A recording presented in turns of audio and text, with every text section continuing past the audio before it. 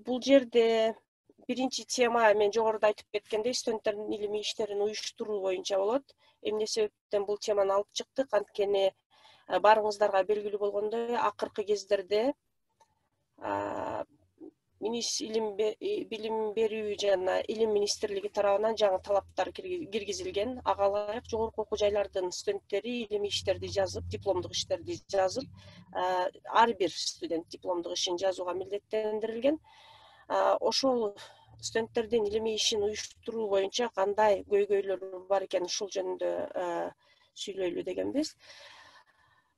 Биз жогоруда айткандай, бул талап, жаңы талап бир топ маселелерди пайда кылды. Эң биринчи кезекте бул жогорку окуу жайлардын мугалимдерине талаптарды бир топ оорлоштурду деп айтсак болот. Анткени жогорку окуу жайларда атайын илимий изилдөө боюнча студенттерди даярдоо курстары жок туруп эле мугалимдер студенттерди дипломдук иштерди жаздырып жатышат да, түйшүктүн көбү мугалимдерге келип калып атат да. Анткени алар бир эле убакта 8-10 чейин студенттердин дипломдук иштерин жетектешет.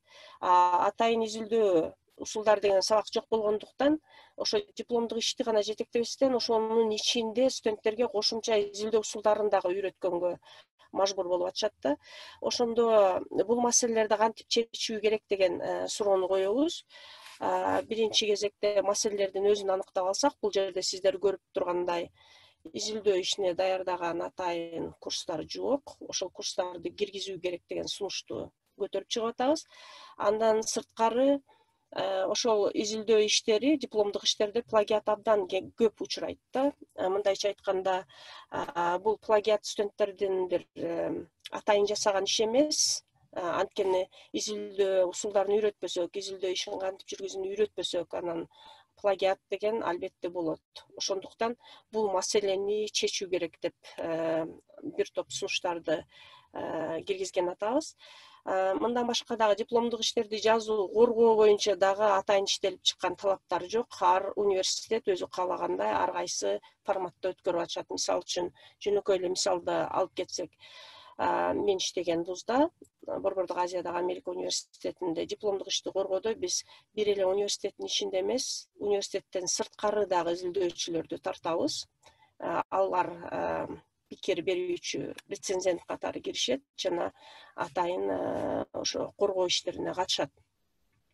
Эми бүгүн мен биздин ар кайсы университетте иштеген кесиптештерден уккан көйгөйлөрдөн улам биздин Борбордук Азиядагы Америка университетинин тажрыйбасын бөлүшүүнү чечтим да. Анткени менин көз карашымда бул жерде бир топ иштер жасалып, башка бир жогорку окуу жайларга үлгү катары сунушталса болот го деп ойлоп атам.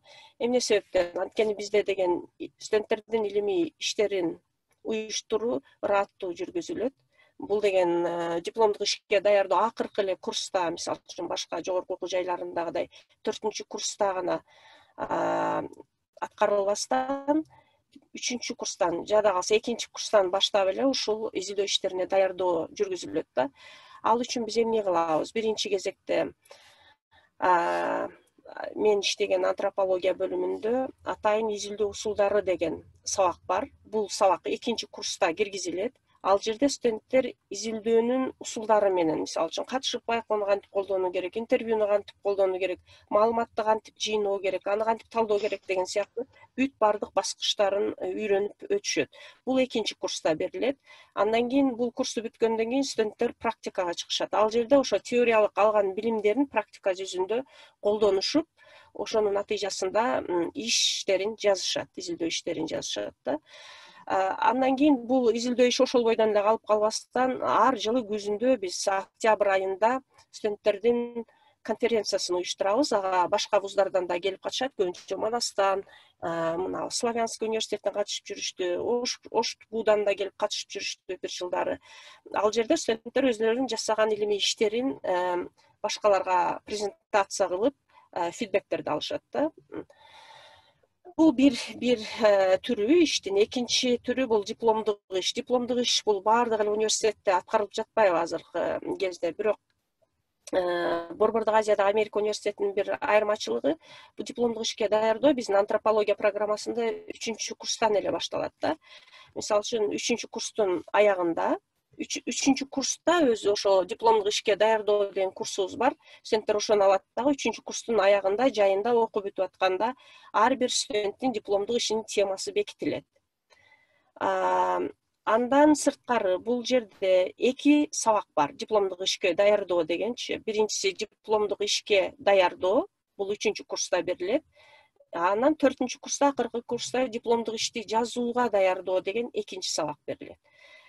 Демек, бул жерде 2 сабак, студенттерде биринчи сабагы ар бир студенттин дипломдук иши боюнча темаларын тандоого, ошол боюнча адабияттарды тандап, талдоого жана өзүнүн изилдөө суроосун түзүүгө даярдайт. Ал эми дипломдук ишин жазууга даярдоо акыркы курстагы бул ошол иштин өзүн жазуу, башкача айтканда илимий ишти жазуунун ар бир баскычын өтүшөт да студенттер. Мисалы үчүн киришүүнү кантип жазуу керек, негизи жыйналган маалыматты кантип талдап жазуу керек, ушул сыяктуу.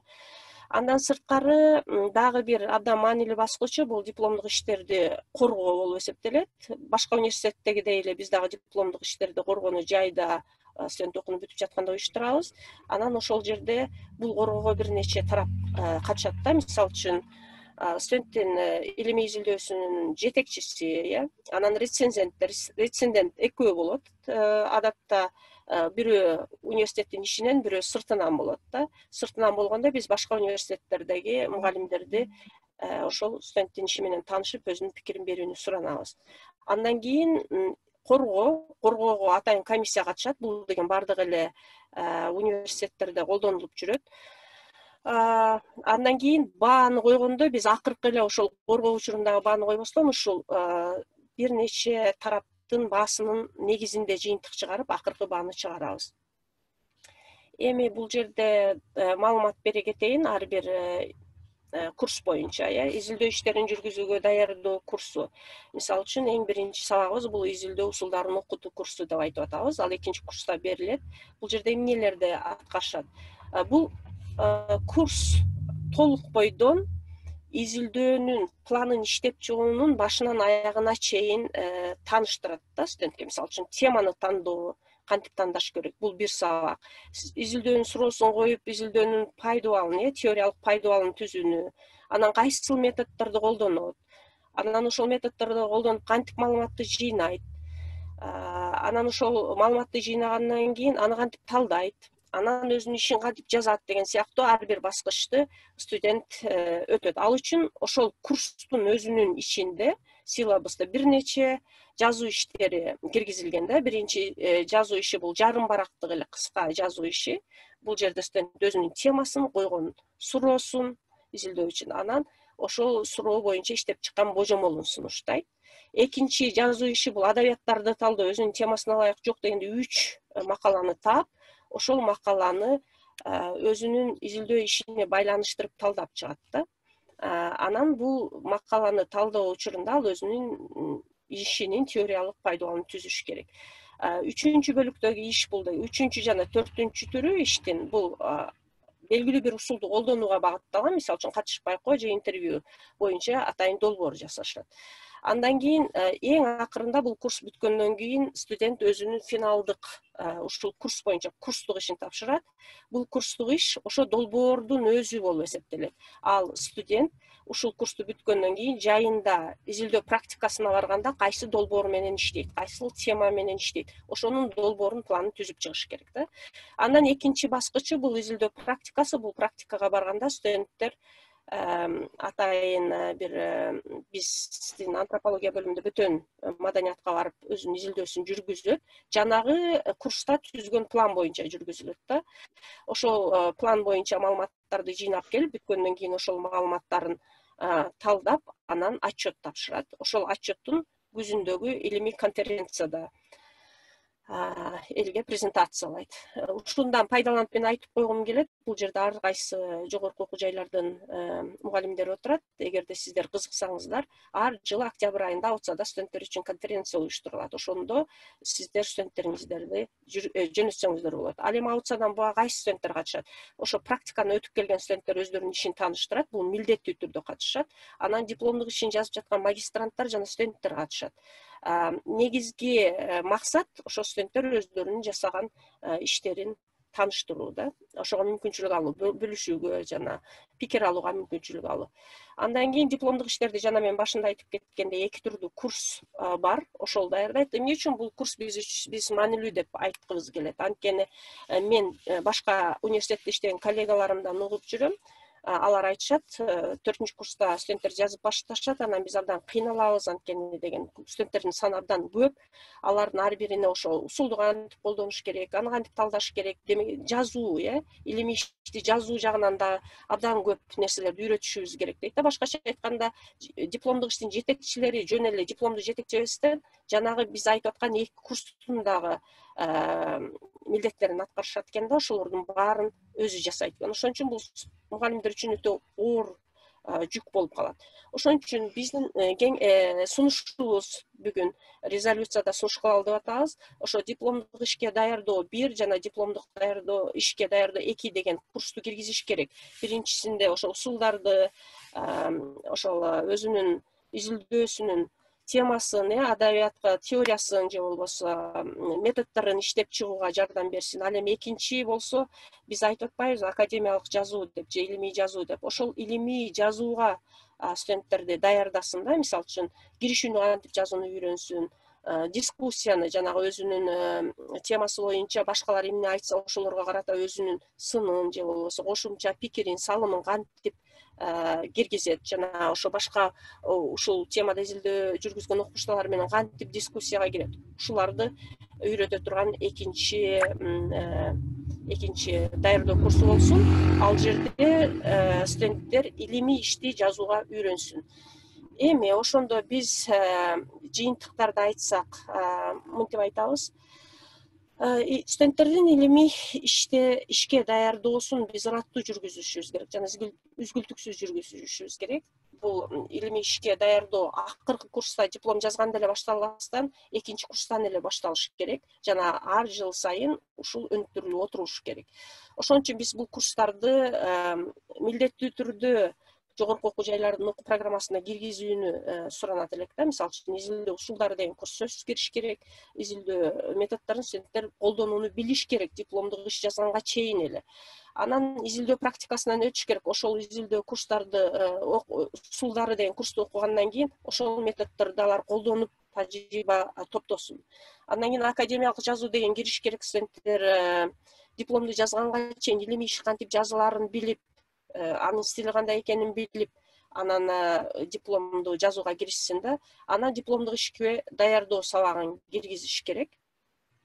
Ошондо биз ушулардын негизинде бир топ жыйынтыктарды, резолюцияны даярдаганбыз. Ал жөнүндө аягында сөз кылабыз. Азыр менин бөлүгүм бүттү. Эми кийинки спикерге сөз берейин. Ал эми талкуулар аягында болмокчу.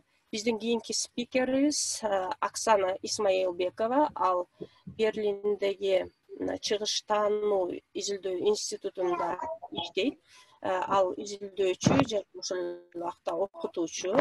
Оксана бир эле убакта Central Asian Survey деген журналда, эл аралык журналда ред коллегиясынын мүчөсү да болуп эсептелет.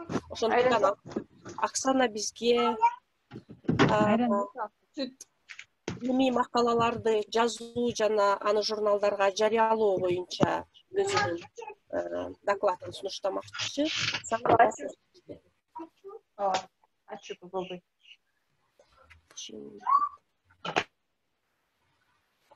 Оксана, сүйлөй бересизби? Оксана илимий даражасын, PhD докторлук даражасын Германияда Макс Планк институтунда алган. Оксана, анда сөз сизде. Микрофонуңузду жандырып алсаңыз, Оксана. Угулуп атам? Угулду. Рахмат.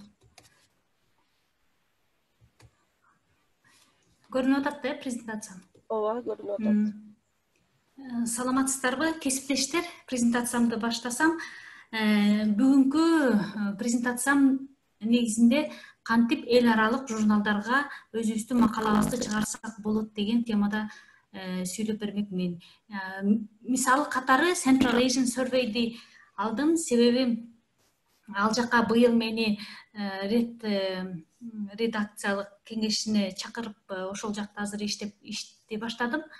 Анан азыр айтып кетсем, Central Asian Survey журнал жөнүндө азыркы редактору болсо Рико Изак. Бул презентацияны дагы мага жардам берген Рафаэль Жакуэ. Бул Central Asian Survey'дин редакциялык менеджери болуп эсептелет. Азыр кыскача айтып кетсем, эмне үчүн биз макала жазышыбыз керек?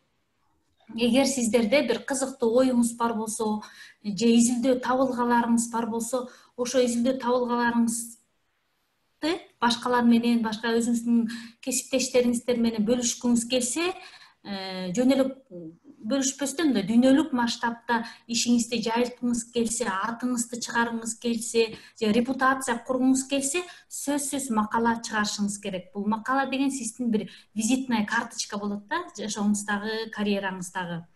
Анан дагы айтып кетчү нерсе, мисалы, илимге жаңы бир нерсе айта аласызбы? Эмне үчүн ошо макала чыгарыш керек? Дагы бир себептери ошо жаңы бир нерсе айтыш керек да илимге. Же өзүңүздүн бир эмпирикалык изилдөөлөрүңүздүн учурунда бир оригиналдуу табылгаларга ээ болдуңуз, ошондо башкалар менен бөлүшкүңүз келсе, ошол себептен да жазсаңыз болот. Же болбосо азыр жашообузда оор көйгөйдү эгер чече алсаңыз, же кызуу талаңыздагы бир кызуу темада жаңы өнүгүүнү киргизгиңиз келсе, сөзсүз сиз макала чыгарышыңыз керек. Анан кыскача макала жөнүндө айтып кетсем, негизинде макала бир аргументтен турат. Анан аргумент негизинде ишенимдүү булактардын жана баштапкы маалыматтардын шилтемеси менен сөзсүз бекемделиш керек.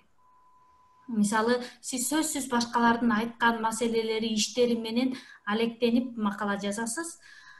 Анан жөн эле дагы жазып койбостон, автор өз чөйрөсүндөгү дискурстардан, теориялардан, парадигмалардан ошолор менен пайдубалын түзүп иш жазыш керек.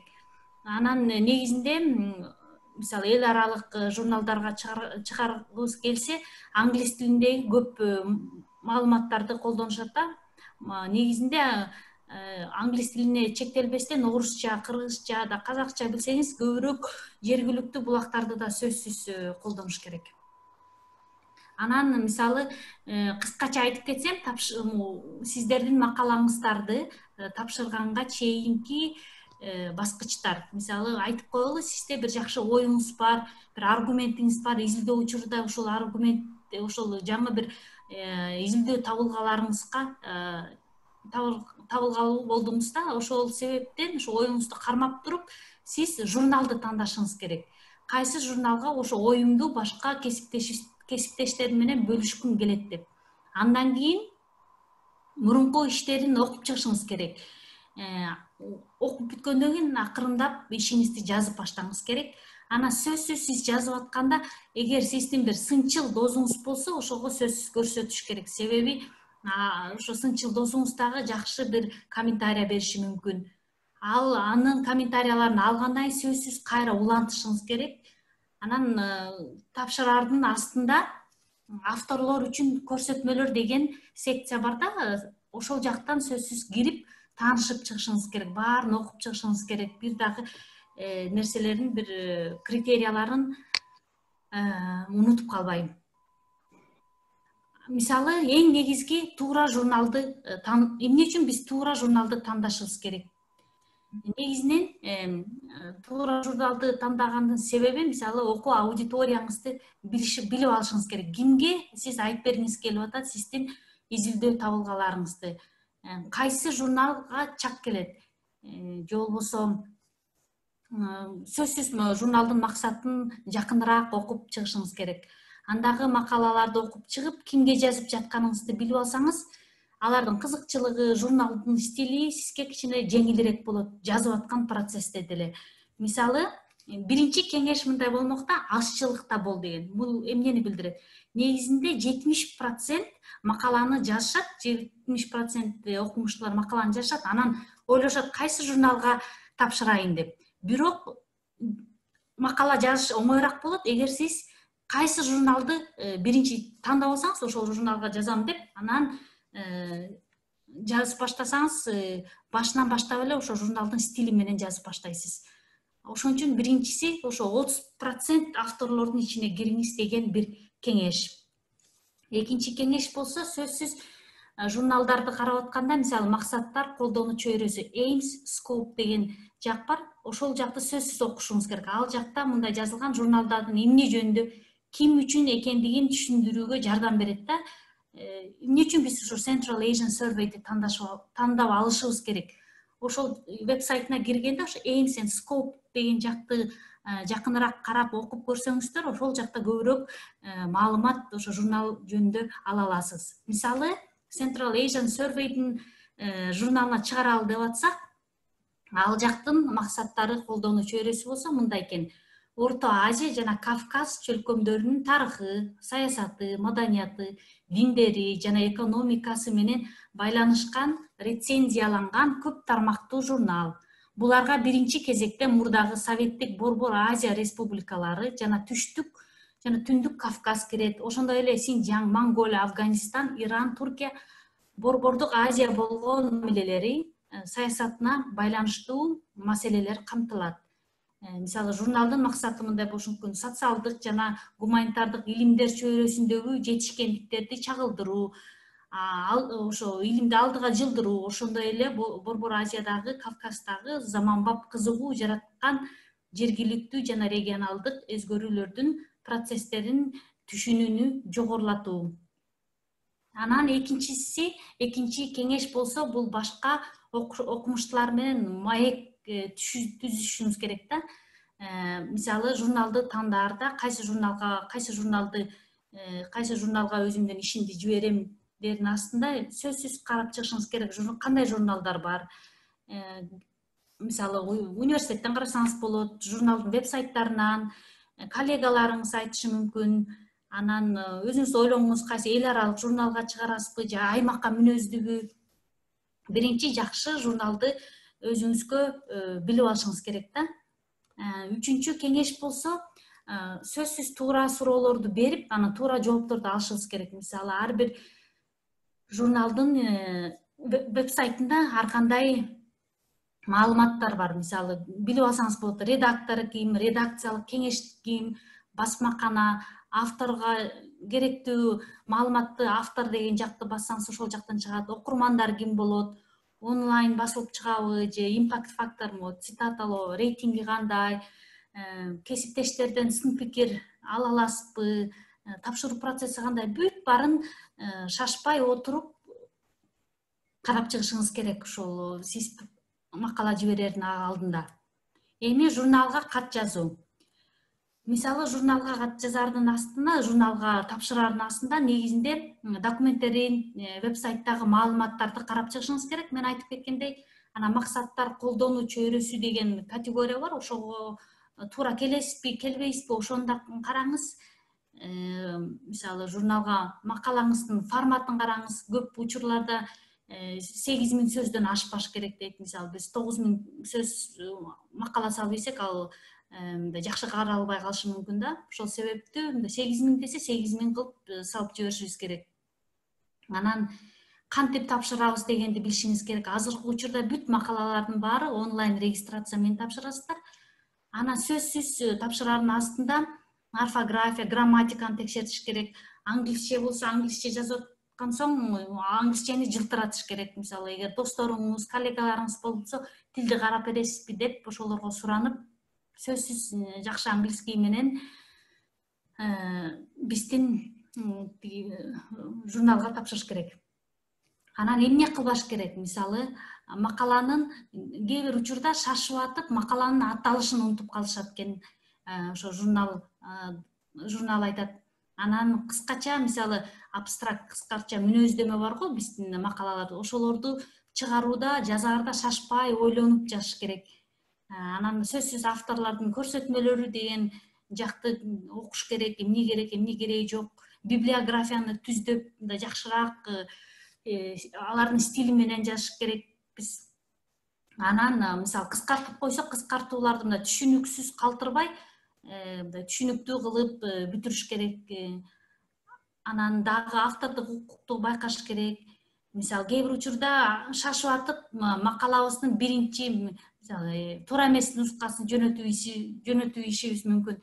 Ошол себептен акыркы версиясын жөнөтүп эки иш болбогондой. Анан мисалы да этик жөнүндө кыскача айтып кетсем, негизинде ар бир учурда бирден ашык журналга макала тапшырбаш керек. Мисалы, эгер сизде буга чейин жарыялаган макалаңыз болсо, аны да жибербешиңиз керек. Анан плагиаттан сак болушубуз керек. Анан Махабат көбүрөөк айтып берет плагиат жөнүндө. Дагы айта кетчү нерсе, мисалы толук эмес жөн эле пикир алыш үчүн макалабызды жөнөтүбешибиз керек. Себеби андай ишти кабыл албай коюшу мүмкүн. Анан эгер сиз жалгыз эмес, бир 2-3 автор менен жазсаңар, чогуу алардын аттарын да коюш керек. Же болбосо бирөөдөн комментарий алсаңар, сөзсүз аны ыраазычылыкты билдирип, макаланын ичине киргизип коюш керек. Каржылоо булактарын жазышыбыз керек. Анан кээ бир учурда мисалы биз бирөө тарабынан чогулткан маалымат болсо, алардан уруксат алышыбыз керек.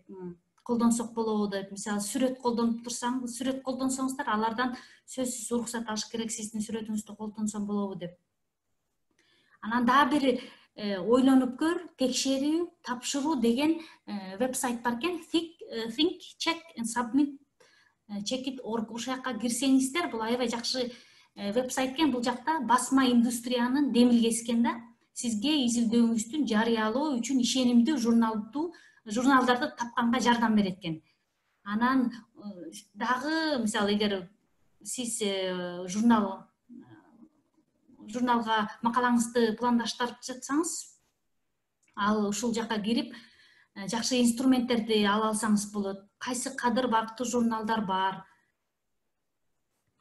Анан дагы айтып кетчү нерсе, peer review процесс деген бул ушул тармакта иштеген башка адамдардын илимий, академиялык же кесиптик ишин баалоо. Мисалы, негизинде бул журнал Central Asian Survey эмес, бүт эле журналдар негизинде тиги автордун изилдөөсүнө көз карандасыз эксперттерди чакырат дагы, аларга айтат, бул макалага бир баа бересизби? Анан ошол эле учурда ошо жазган автор өзүнө жакшы комментарий алганга мүмкүнчүлүк алат да. Мисалы, ар кандай формалары бар рецензиянын. Мисалы, single blind review деген бул жерде рецензенттин аты автордон жашырылат. Double blind review бул жерде рецензенттин аты автордон да, автордун аты рецензенттен дагы жашырылат. Open review бул жакта экөөнүн тең аттары жашырылбайт. Post publication review бул макала жарыялагандан кийин экөөнүн аттарын, сын пикирлерин бири-бирине мүмкүнчүлүк берет сүйлөштүргөнгө. Анан мисалы сиз айтып коелу, сиздин макалаңыз бар, эми сиз тапшыргандасыз. Сиз биринчи редакторго жибересиз. Ал сиздин өзүңүздүн ишиңизди карап, бир алгачкы баа берет. Андан өткөндөн кийин сиздин ишиңизди мындай сын пикир алыш үчүн башка эксперттерге жиберип, рецензиядан өткөрөт. Рецензия бүткөндөн кийин алар айтат, бир чечимге келет да, кабыл алыш керекпи ушул макаланы, же кичине өзгөрүү киргизиш керекпи, же чоң өзгөрүү киргизиш керекпи, же такыр эле бул макаладан баш тартыш керекпи деп. Аны авторго анан жооп беришет. Жооп бергенден кийин ошол сөзсүз сиз алган комментариялардын үстүнөн иштейсиз, оңдойсуз. Оңдоп бүткөндөн кийин жибересиз дагы. Анан эгер алар кабыл алышса, өндүрүш баскычка жетесиз. Андан кийин макалаңыз жарыяланат. Мисалы, мен рецензияны сынчылар деп дагы которуп койдум. Мисалы, негизинде мага көп макала келет, рецензия кылып бересиңби деп. Анан сөзсүз менден көп нерселер сурайт. Биринчиси, менден сураганым макаланын негизги аргументтерин кыскача жазып берүү. Макаланы окуганда сөзсүз аргументин карап туруп кыскача жазып беришим керек, бир жарым бет. Анда макаланын Борбордук Азиянын изилдөө чөйрөсүнө жана ага тиешелүү дисциплинага кошкон салымын баалоо деп.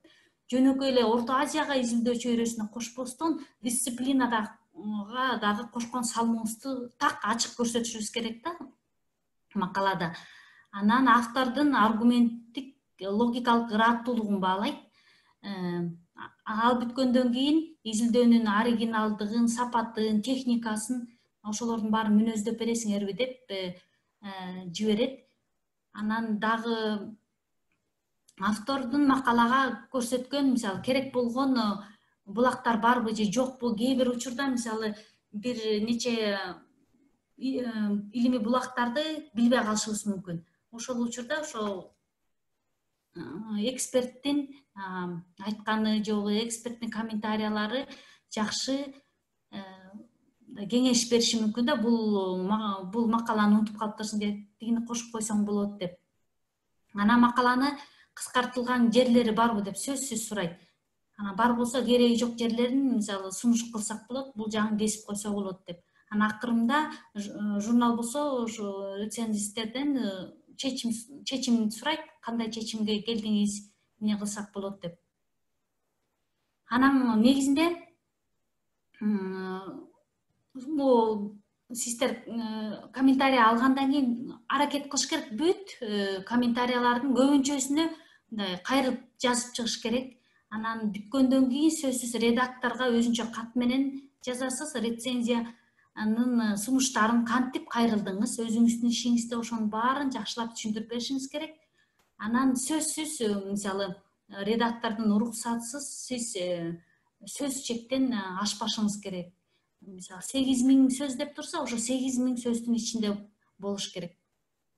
Анан негизинде 10 четке кагуу себептерин билип алышыбыз керек. Негизинде биринчиси булар болсо туура эмес журналга жөнөтүп алышыңыз мүмкүн. Мисалы сиз дин жакта изилдөө кылсаңыз, башка жакка жиберип алышыңыз мүмкүн, динге кызыкпаган журналга. Ошону анан көлөмү туура келеби? Кээ бир учурда мисалы андай сизге кызыккан маселелер ошо журнал кызыкпайт. Ошондой негизинен туура журналга аракет кылыш керек жибергенге. Экинчиси болсо чыныгы журнал макаласы мындай журналистика стилде болбош керек, же диссертация же консультациялык отчет сыяктуу болбош керек, мындай өзүнүн академиялык жазуу стилде жазыш керек. Анан өтө узак да болбош керек, өтө кыска да болбош керек. Негизинде эгер ишиңиз мындай стили начар, грамматика, пунктуация же болбосо англисчеси жакшы болбосо да кабыл албай коюшу мүмкүн. Анан сөзсүз дисциплинага салым эгер кошпосо, анда дагы сиздин ишиңизди албайт. Сөзсүз көрсөтүшүңүз керек, кантип, кандай жол менен сиз ошо өзүңүздүн дисциплинаңызга салым кошуп жатасыз. Анан мисалы кээ бирөөнүкү туура эмес теориялык, мисалы база начар болуп калышы мүмкүн, же болбосо этикага жатпаган жалган маалыматтар болсо, объективдүүлүк жок болсо дагы журнал четке кагып коюшу мүмкүн сиздин макалаңызды. Бирок эгер сиздин макалаңыз четке калып калды деп коелу, эмне кылыш керек? Негизинде бир күн бою эч нерсе жазабаш керек. Бир аз убакыт талап кылат. Андан кийин редактор менен сынчыл рецензия жөнүндө талкуулоонун кереги жок. Бул чечим өзгөрө албайт. Анан сизге эле зыян келиши мүмкүн. Мисалы сиз айтсаңыз, бул рецензия кылган киши туура эмес жазды деп редактор менен сүйлөшөйүн десеңиз, сизге зыяны келет да. Көбүнчө учурда андай кылыштын да кереги жок. Анан мисалы сын пикирлерди колдонуңуз, сөзсүз сизге берилген макалаңызды сөзсүз оңдоңуз, башка журналга тапшырыш керек. Бул журнал меники кабыл албай койду деп отуруп калбастан башка журналды издеп, алардын стилине, көлөмүнө өзгөртүүсүнө кам көрүп, анан башка журналды издеп көрүш керек. Бирок сөзсүз жакшы өзүңүздүн макалаңызга жакшы үй табыш керек. Ошол себепти жакшы үй табыш үчүн жакшы журналдардын билип, аларга жакыныраак аларды изилдеп чыгыш керек, кандай журнал, ал жакта кандай иштер жазылган, ошондой деңгээлде жаза аламбы, жаза албайм деп көп изилдөө кылыш керек, кайсы журналга жазгыңыз келип жатса. Ошо куттуктайбыз, макалаңыз жарыяланды. Жарыялангандан кийин дагы экинчи макаланы ойлоп баштасаңыз болот. Ошол себептүү мен сиздерге айтат элем, эгер сиздин журналыңыз, сиздин макалаңызды четке какса дагы, ага таарынбастан кайра анын үстүнөн оңдоп, кайра башка журналдарга сөзсүз тапшырыш керек. Чоң рахмат.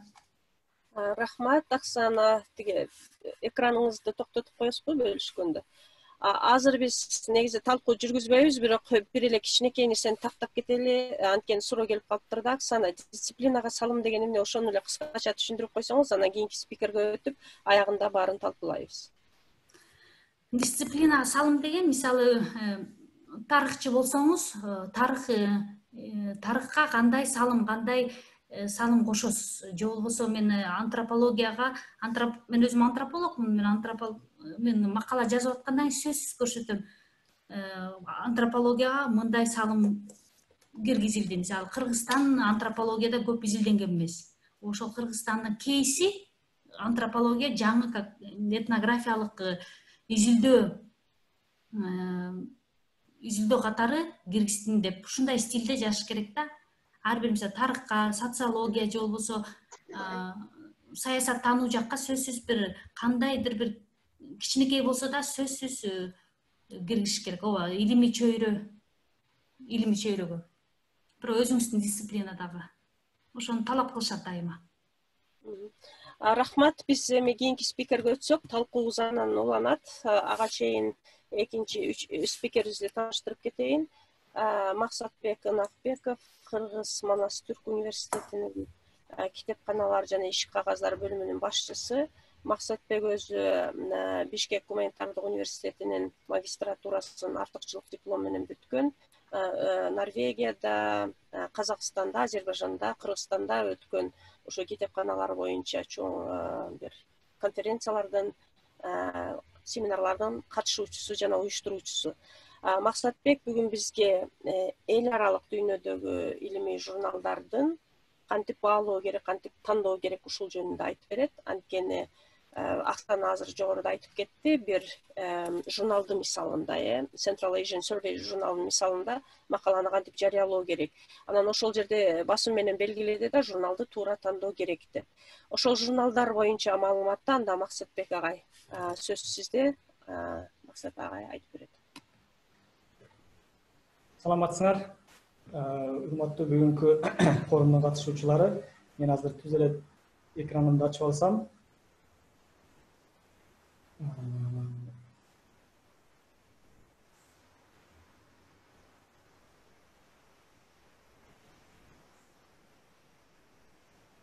Açıldı, he?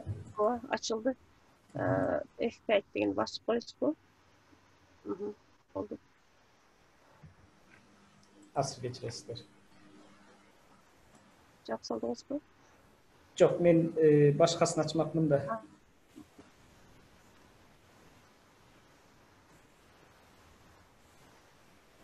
Так, негизи илимий журналдарды баалоо тууралуу өткөндө дагы вебинарда аябай кеңири маалымат берип өткөм. Негизи бул темада азыр маалымат бере турган болсом, аябай узун болуп кетиши мүмкүн. Ошон үчүн мен бүгүнкү негизги теманы илимий журналдардын деңгээли кантип көтөрсө болот, ошого багыт жасайм да. Андан тышкары ошондой эле илимий журналдарды ошентип кантип тандап алабыз да, илимий иштерди жазып жатканда кандай жолдор менен тандап алса болот, ошолорго басым жасайм. Оксана дагы азыр аябай жакшы маалыматтарды берип кетти. Негизи аябай керектүү маалыматтар болду. Илимий журналдарды ошо тандаш үчүн негизи эмнелерге көңүл бөлүш керек, журналдар тандоодо негизги баскычтарды айтып кетти. Анан илимий журналдарды биз негизинен кандай жолдо тандайбыз? Негизи баягы илимий журналдарды бир макала жазып жатканда көбүнчөсү өткөндө да мен айтып кеткен, баягы журналдардын деңгээлин, ошо журналдардын аброюн текшербей туруп эле көбүнчөсү баягы кандай журнал болбосун, же бир мисалы үчүн биздин Кыргызстандын талаптары боюнча ошол талаптарга жооп берсе болот деген ой менен эле кээ журналдарды тандап алабыз. Бирок журналдардын баягы макала убагында чыгып калышы мүмкүн, чыга берет, но аябай жакшы жазылган макала болсо, кийин ал макаланын келечеги үчүн көп тоскоолдуктар болуп калышы мүмкүн да. Балким ал журнал анчалык баягы аброю күчтүү болбой, деңгээли күчтүү болбой, журналдар баягы жазылган макалалар көпчүлүккө, коомго тарабай да калышы мүмкүн да. Анан негизи вот илимий журналдардын негизги критерийлери, баягы негизги атрибуттары десек да болот. Азыркы заманбап журналдардын талабына ылайык, техникалык жактан алып караганда сөзсүз түрдө ISSN номери, DOI адреси, анан стабилдүү мезгилдүүлүк, периодичность сөзсүз түрдө белгилүү бир мөөнөттөрдө чыгып тургандай атайын стабилдүү болуш керек. Жайылтуу саясаты дагы ошол өзүнчө конкреттүү түрдө белгилениши керек. Так жана даана бизнес модели болуш керек. Журнал ушунда кандай түрдө окурмандарга жеткирилет, мисалы үчүн жана салттуу модельдеби, же open access модельдеби, же гибридный модельби, ошолорго дагы баягы конкреттүү чечим кылып, журналдар ошо өзүнө белгилеп алыш керек да. Ошондой эле журналдын азыркы дагы негизги талабы боюнча сайты дагы талап кылынат, электрондук сайты болуш керек интернетте.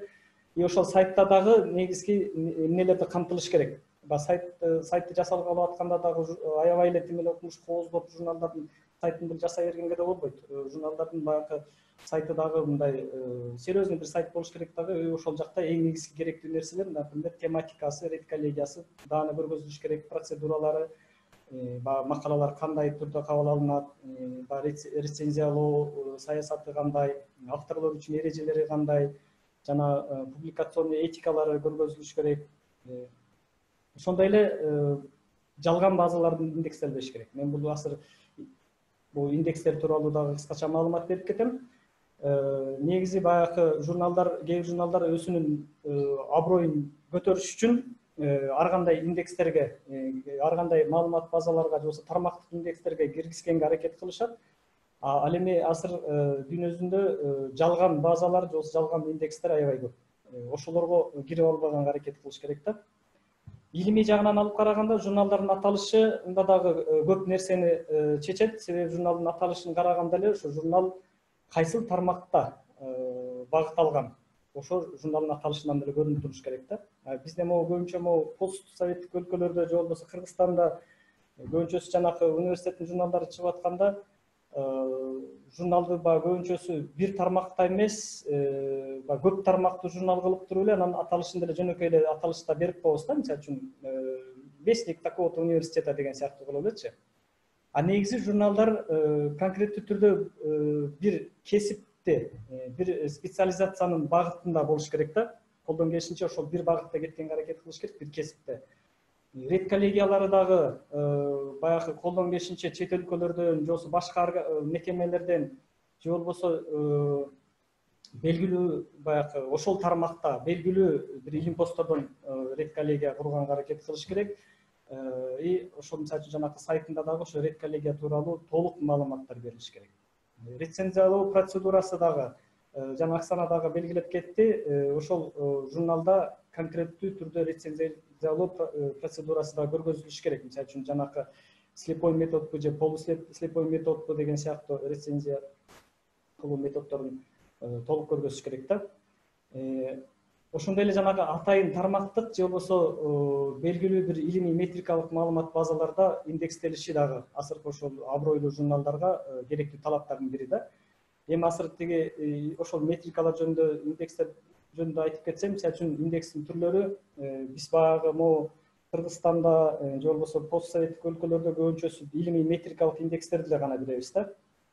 Мисалы үчүн колдон келишинче журналдарыбызды жанагы Web of Science'га, Scopus'ка, RINS'ке киргенге аракет кылабыз. Ал эми Web of Science, Scopus'та мисалы үчүн журналдарды кабыл алуу саясаты абдан кыйын. Ал жакка оңой менен журналдарды киргизиш жеңил нерсе эмес. Анан бул индекстин түрү булар болсо, журналдын архиви толук индекстелет. журналдын абройлуулугу боюнча булар анализ жүргүзүп турушат. Ошо баягы кабыл алынган журналдардын баягы импакт факторлору чыгарылып, квартирлери чыгарылып, ошол жактан баягы журналдардын өз ара рейтингдерин жасап турушат. Баягы биз эми баягы негизи ушул 3 эле индекске баягы киргенге аракет кылабыз. Журналдарды ушул жакта киргизсек, баягы киргизсек, журналдарыбыз баягы деңгээли абдан жогору болот деген ой менен. Бирок негизи баягы Европа өлкөлөрүндө, мисалы үчүн Турцияда тармактык индекстер деген да бар. Отраслевой индекстер деп коюшат. Буларда мисалы үчүн журналдын толук архиви индекстелет. Бул жакта дагы бул жерде да эки түрү бар. Биринчиси журналдын толук архиви индекстелет. Журналдын абройлугу тууралуу эч кандай анализ жасашпайт. Булардын максаты окурмандарга толук текстти ошол жеткизүү.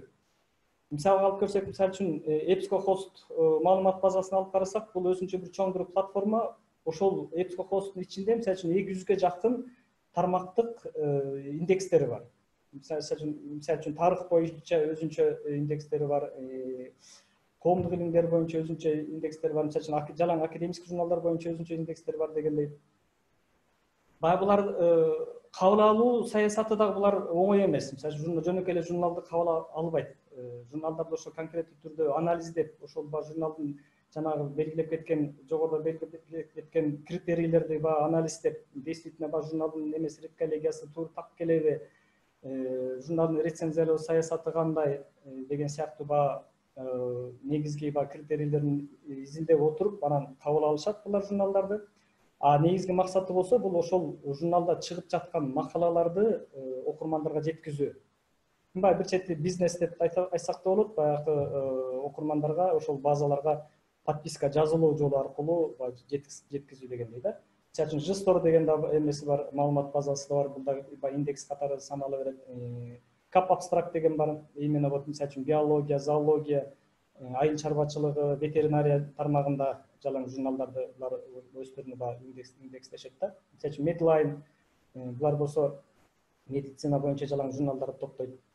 Ал эми ушул эле тармактык индекстердин ичинен дагы бир түрү бар. Журналдын архивин индекстебейт, болгону журналдарды гана кабыл алат. Журналдар тууралуу маалыматтарды гана чогултат. Мисалы үчүн Elec+ деген бир маалымат базасы бар, индекси бар да.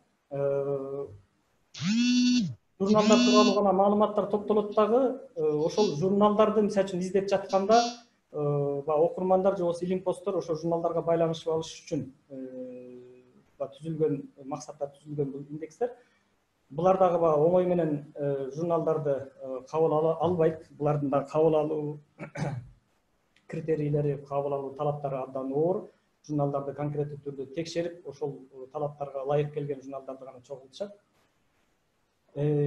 Ошондой эле дагы бир нерсе, тилекке каршы бул жалган индекстер деген да бар. Хищнический индекстер деп айтып койсок да болот орусча. Булар эми журналдардын архивин индекстебейт, болгону журналдарды кабыл ала берет. Булардын кабыл алуу критерийлери дагы мындай талаптары да жеңил эле, каалаган журналдарды кабыл алып коюшу мүмкүн. Болгону журналдарды абройлугун анализдеп импакт факторлор чыгарып коет, кандайдыр белгисиз бир импакт факторлорду чыгарып коет. Но булардын баары жалган индекстер дейбиз. Журнал эгер өзүнүн абройлуулугун көтөрүш үчүн колдон келишинче ушундай жалган индекстерге кирбегенге аракет кылыш керек. Эгер ушундай индекстерге кирип, случайно кирип катталып калган болсо, жогорудагы айтып аткан илимий метрикалык индекстерге же болбосо тармактык индекстерге оңой менен кире албай калат. Силер ушундай хищнический индекстерге кирип калыптырсыңар деп кабыл албай коюшу мүмкүн да. Мисалы үчүн индекс Copernicus деген бар, Open Academic Journal Index деген сыяктуу индекстер бар. Булардын 100дөн ашык саны бар. Мен өткөндө вебинарда дагы сайтын бергем. Bill List деген бар, Jefferly Bill'дин түзгөн системасы. Ошол жакта бул ушул жалган индекстер тууралуу дагы толук маалыматтар берилген. Андан тышкары журналдын баягы чыгып жаткан журналдардын деңгээлин жогорулатыш үчүн колдон келишинче дагы мисалы үчүн моундай комитеттерге, публикационный этика боюнча кабыл алган комитеттерге дагы журналдарды регистрация кылып койсо, журналдын деңгээлин дагы бир нече жогорулатат. Бул мисалы үчүн именно коомдук илимдер, гуманитардык илимдер тармагы боюнча журналдарды кабыл алган комитет, КОП деп коюшат. журналдарды кабыл алуу аябай оор, аябай сыноодон өтүп, эгер действительно ошол журнал ушулардын талаптарына ылайыктуу журналдар болсо кабыл алат. А бул жакка кабыл алгандан кийин ошол журналдардын мисалы үчүн Web of Science-ка же болбосо Scopus'ка кирүүгө жолу ачылат десек болот да. Сөзсүз түрдө мисалы үчүн капка регистрация кылганга аракет кылыш керек. Алгач бул жактан эми баягы публикационный издательский этикалар боюнча талаптар болот. Журналдар антиплагиаттан өтүп жатабы, журналдардын баягы рецензиялоо саясаты кандай деген сыяктуу талаптары бар да бул жерде. Ушундай эле сыяктуу мисалы үчүн медицина тармагы боюнча дагы атайын ошол издательский этикалар боюнча журналдарды анализдеп кабыл алган система. Бул жакка да ошол медицинский журналдарды эгер редакторлор болсо аракет кылып киргизгенге аракет кылыш керек. Эми макала жазган илим-постторго айта кетсек, мисалы үчүн Web of Science десек эле Web of Science платформасындагы баардык эле журналдарды ойлойбуз да, цитируемый журналдарды. Бул жактан мисалы үчүн жана мен айтып кеттим, именно вот илимий метрикалык базасы бул жакта Web of Science платформасындагы Web of Science Core Collection'да гана ошол гана эсептелет да, илимий метрикалык индекстер. Бул жакта жанагы импакт фактор чыгарылган цитируемый журналдар ушул жерде гана, бул ортосундагы. Ал эми ошол Web of Science платформасына катталган калган индекстер ошо жана тармактык индекс десек болот. Мисалы үчүн жана биология боюнча бар биякта, жанагы кап абстракт ушул жерде дагы өзүнчө кирген атак, өзүнчө системада да болуп жүрөт. Medline мисалы үчүн EBSCO-да дагы өзүнчө индекс болуп кирген, бул жакта дагы бар. Зоология боюнча ошондой эле тармактык индекстен тышкары регионалдык индекстер да бар бул жерде. Russian Science Citation Index, Chinese Citation Index деген сыяктуу. Булар ошол тармактык индекс болуп саналат. Ал эми импакт фактор боюнча айта кетсек, журналдарды мисалы үчүн баалап жатканда, көбүнчөсү мисалы үчүн редакторлор журнал чыгарып жатканда импакт факторунун канчалык жогору болсо журналдын автор аброю жогору болот деген ойдо импакт факторун жогорулатканга аракет кылабыз. Но импакт фактор чыгып жатканда дагы колдон келишинче жанагы самоцитирование дегенге дагы көп көңүл бөлүшүбүз керек. Кээ бир мисалы үчүн журналдарды мен байкап калам, импакт фактору жогору, но карай келсең самоцитирование менен общий импакт фактордун айырмасы 50%ке чейин чыгып кетет да. А негизи разрешается 15%ке чейин самоцитирование бир журналга. Даже журнал эмес, мисалы үчүн илим-постторго дагы өзүнүн макаласында самоцитированиясын 15%ке чейин гана уруксат берилет. Эгер андан көп болуп кетсе, анда журналдын аброю анчалык жогору болбой да калышы мүмкүн да.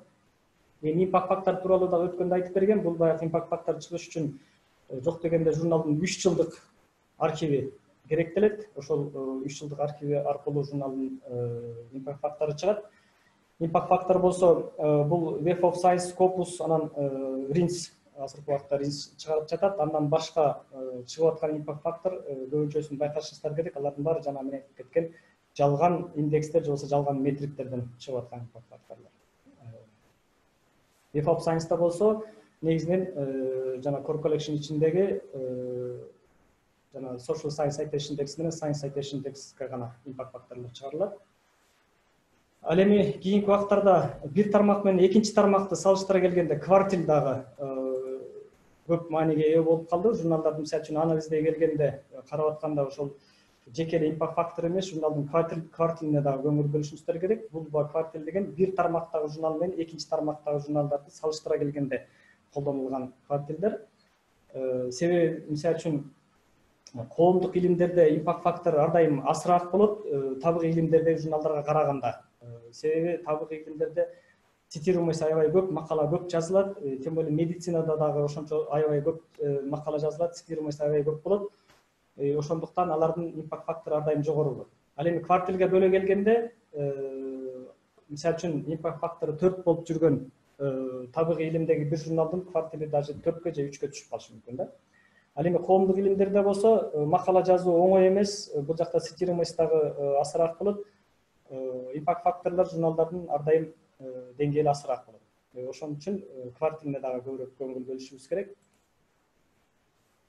Эми Ринцте болсо билесиздер, Ринцтерде журналды анализдеп жатканда баягы колдон келишинче двухлетний импакт факторго көңүл бөлүшүңүздөр керек. Бул жерде болсо импакт фактору жылдан жылга өсүп атабы, ошого дагы маани беришиңиздер керек. И бул жерден дагы жана мен айтып кеткен без самоцитирования импакт факторун да карап коюшуңуздар керек. Экөөнүн айырмасы кандай? Канча процентке чейин самоцитирование болот? Кээ бир журналдар бар, мисалы үчүн самоцитированиясы өткөндө байкадым 50%ден ашып кеткен да журнал бар экен ушу Ринцте. Эми ал баягы журналдын импакт факторун көбөйтүү деген саясатта чыгып аткан макалалардын колдон келишинче өзүнүн журналына эле цитируемость бергенге аракет кылгандын деңгээлинен чыккан импакт факторлор болуп калат. Колдон келишинче ошо самоцитируемость процентин кичине азыраак кылганга аракет кылыш керек да. Web of Science болсо билесиздер, импакт факторун ошо издөө жүргүзүп жаткандан кийин ошо журналдын маалыматын бияктан квартиринде көрсөңүздөр болот. Ушул жерден дагы журналдын деңгээлин байкасаңыздар болот. Же болбосо ошол Web of Science платформасындагы журнал citation reportка да кирип дагы журналдын маалыматтарын алсаңыздар болот. Ал жакта импакт фактору кандай, жылдан жылга кандай өзгөрүүлөр болуп атат, данный моментте ошол жакта индекстелип жатабы, ошол тууралуу маалыматтарды да алсаңыздар болот. Же болбосо Master Journalist болбосо ошол именно Web of Science платформасына кирген бардык журналдардын маалыматын да ошол жерден алсаңыздар болот. Мындан тышкары азыркы убакта EndNote'то дагы журналдар тууралуу маалыматтарды ала башташты. Ал дагы өзүнчө тема болуп эсептелет. Негизи аны айта кетсем көп болуп кетет го дейм. Scopus'ка кирсеңиздер дагы Scopus'тан дагы журналдар тууралуу фильтрлеп алып, ошолордун деңгээлин текшерсеңиздер болот, бааласаңыздар болот. Азыркы убакта индекстелип жатабы, эң эски ушуга көңүл бөлүшүңүздөр керек. Ошондой эле импакт факторлору кандай журналдардын. Негизги айта турган маалыматтар ушул. Эми баягы айта берсек сөз көп болчу. Кыскартганга аракет кылдым. Рахмат. Экраныңызды токтотуп коесузбу? Рахмат Максат агай. Анда биздин акыркы бөлүмүбүз калды. Акыркы спикер Махабат Садырбек, Макс Планк институтунун докторанты жана изилдөөчүсү. Ал докторлук ишин ал жактан жактаган. Азыр изилдөөчү катары иштеп жатат. Махабат Садырбек бизге плагиат жөнүндө айтып берет. Анткени илимий иштердеги плагиат бул азыркы кезде Кыргызстандагы бир көйгөйлүү маселелердин бири. Биздин ВАК, жогорку аттестациялык комиссия бул жөнүндө бир топ иштерди алып барып атат. Мисалы үчүн илимий даражаларды алууга даярдалган иштер, кандидаттык, докторлук диссертацияларды плагиатка текшерген атайын бир программаларды колдонуп жатат. Бүгүн биз ВАКтын кишилерин чакырганбыз, бирок алардын корголору азыр абдан көп экен, ошон үчүн атайын башка вебинар берүүгө алар макул болушту. Бирок ошол эле убакта биз чет өлкөдө иштеп, изилдөө иштерин жазып, китептерди чыгарып жүргөн изилдөөчүлөр бул плагиат маселесин кантип караганы да абдан кызыктуу. Махабат Садырбек өзү Германияда 2 илимий китепти чыгарган, көптөгөн макалаларды чыгарган жана азыркы кезде дагы бир китептин үстүндө иштеп жатат. Анда Махабат өзүнүн тажрыйбасы менен бөлүшсө, андан кийин биз талкуубузду баштайбыз. Махабат. Саламатсыңарбы? Мени көрүп атасыздарбы? Мен өзүм Ооба, көрүп атабыз, Менин слайдымды бөлүштүрүп атам. Көрүнүп атабы? Көрүнүп атат, полный экран кылып жана F5-ти басып, толук көрүнүп атабы? Ошо F5-ти басып койсоңуз, анткени азыр жанагындай көрүнүп атат да. Экранга толук көрүнбөйт.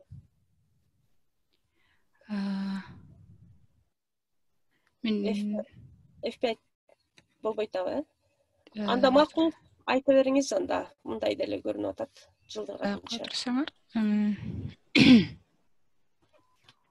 Shift F5 кылсаңыз, Shift F5. Shift F5. Азыр. Чоң бассаңыз, Shift F5. F анан 5. Эмнегедир мен өзүм да чыгып алдым окшойм бир аз. Азыр турат, көрүнүп эле турат, Махабат. Мен өзүмдү дагы көрө албай, кызыктай болуп атат бир аз. Өзүңүздүкү, ооба, сиздин видеоңуз көрүнгөн жок, бирок сиздин экраныңыз көрүнүп турат. Сиз жылдырып берсеңиз болот да, эгерде экран чоңоюлбай калса. Бүгүн мен ошо плагиат жөнүндө бир аз айтып берсем. Биринчи кандай аныктама беребиз? Плагиат бул адабияттагы, көркөм өнөрдөгү, музыкадагы жана илимдеги ууручулук. Бул бирөөнүн чыгармасын ошо эч кандай эскертүүсүз, шилтемесиз жана көрсөткүчү жок өзүнө таандык кылып алуучулук деп айтса болот. Плагиат жазуучу ошо башка бирөөнүн ишин өзүнө таандык катары көрсөтөт да. Бул негизи мындайча айтканда ууручулук менен эле барабар. Жалпак тил менен айтканда ошо бирөөнүн башка бирөөгө таандык болгон буюмду алып, өзүнүкү катары башкаларга көрсөтүп, меники деп ошол буюмду колдонуу да. Плагиат маселеси бүт ар бир чөйрөдө бар, адабиятта болобу, ошо музыкада көп кездешет, акыркы учурларда улам айтылат, бул башка бунуку тигиники же болбосо которулуп алган депчи. Мурунку чоң композиторлордун ортосунда дагы ошо плагиат маселеси болуп келген экен. Анан илимде болсо бул азыркы учурда чоң көйгөй. Германияда 1971 жылдан бери ушу плагиат маселеси талкууланып келатат. Кыргызстанда дагы бул ушу чоң маселе болуш керек. Негизи плагиатты кантип алдын алса болот? Плагиат менен идеяларды же болбосо бир ойлорду топтоо, же болбосо бир башка адамдын комментарияларын же болбосо идеяларын алып бир аз өзүңө ой топтоо үчүн көчүрүп алып, анан кийин ошо ойдон калтырып койсоңуз дагы бул плагиатка алып барышы мүмкүн да. Буга ар кандай бул жерде аябай жакшы сүрөт койдум. Негизи ошо бирөөнүн башындагы нерсени башка бирөөнүн ошо уурдап алганы дагы аябай жакшы чагылдырылыптыр бул сүрөттө. Махабат, ошол слайдты жылдырып коесузбу? Слайдыңыз жылган жок. Экинчи слайдка кетсеңиз, сүрөтүңүз жалпыда көрүнүп турат. Экинчи слайд чыктыбы? Жок, чыккан жок. Биринчи эле слайд турат.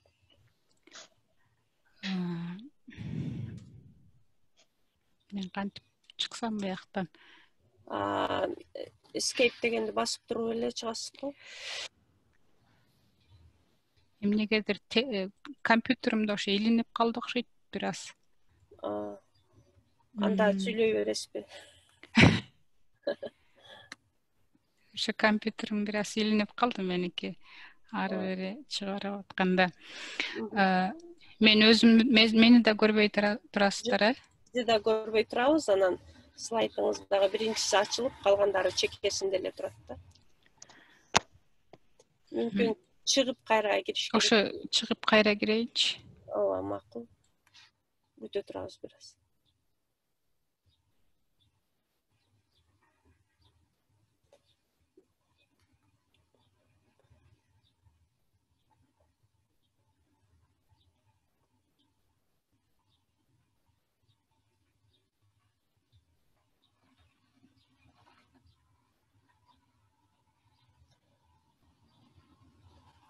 Оксана, сиз бул жердесизби?